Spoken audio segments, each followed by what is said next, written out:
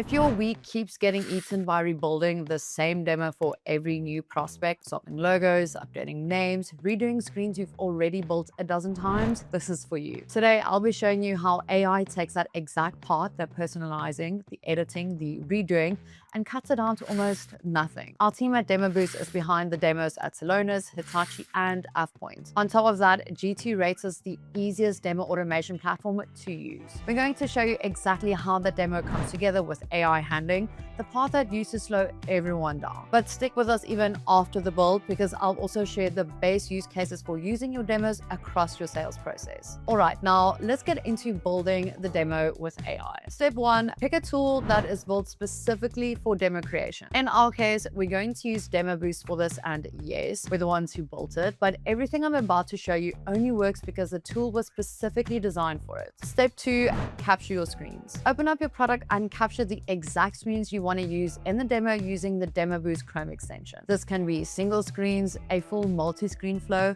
or the whole thing captured end to end in the sandbox mode too. No screen recording software needed, just clean captures of your actual product. Step 3 is where AI starts doing the real work for you. Once your screens are captured, use prompt-based AI editing to adjust the visuals, update the copy, and reshape the layout, all in plain English. Say the screen still has real customer data sitting on it. A quick prompt is all that it takes to blur it out or replace it with something clean. Or say this demo needs to speak to a completely different industry. Another quick prompt and the screen updates to reflect that. No rebuilding from scratch. No coding needed either. Step 4, fix your data. If your demo has charts, KPIs, dashboards, and numbers, you might have some data you don't want to show a prospect because it's actual customer data. And you definitely don't want to spend an hour faking numbers in a spreadsheet either. The AI graph and data editor lets you swap in clean, believable numbers directly inside the demo. No real customer data required, no manual chart building either. Step 5, personalize it. Instead of rebuilding the whole demo for a new prospect, tag the name, the company, and the logo as variables one time. From here on out, changing who the demo is made for is just one click for you, not a full rebuild. And that's literally it. From a blank screen to a fully built,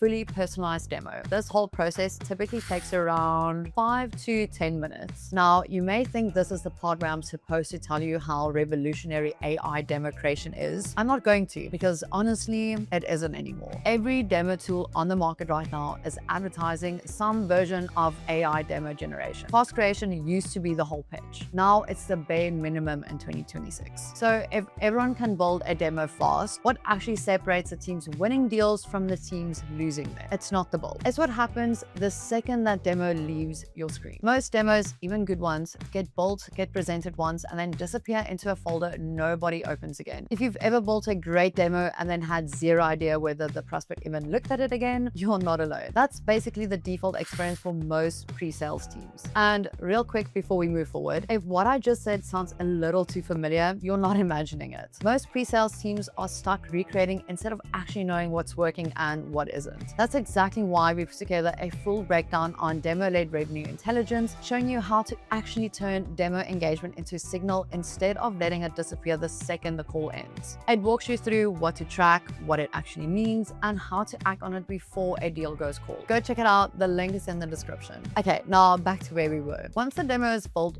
we don't just present it once and let it die in a folder. We share it as a link or drop it straight into the digital sales room where every stakeholder on the buying side can go find it themselves. Here's where it gets pretty interesting. Every time someone opens that demo, we can see it. We can see how far they got, which screens they spent time on, whether they came back a second time, and whether they forwarded to someone else on their team. That's not a vanity metric. That's buyer intent sitting right in front of you. A prospect who opened the demo once and left tells you one story. A prospect who came back 3 times and lingered on a pricing screen is telling you a completely different story. This isn't just theory either. Almo Software started this as a small pilot inside one team, and once they saw how far a trackable demo could travel compared to one that just disappeared after a meeting, they rolled it out across sales, account management, marketing, and partner enablement. Their demos now surface directly inside Salesforce, so the whole revenue team can see who's engaging without hunting for it. That single shift helped drive a 600% return on investment in their first quarter, and a 32% conversion rate on marketing campaigns built around interactive demos instead of static ones. This is what we mean by revenue intelligence. It's not guesswork. It's not a gut feeling about which deals feel warm. It's actual engagement data telling you exactly who's worth spending more of your time on. AI demo creation is a feature. Sharing it,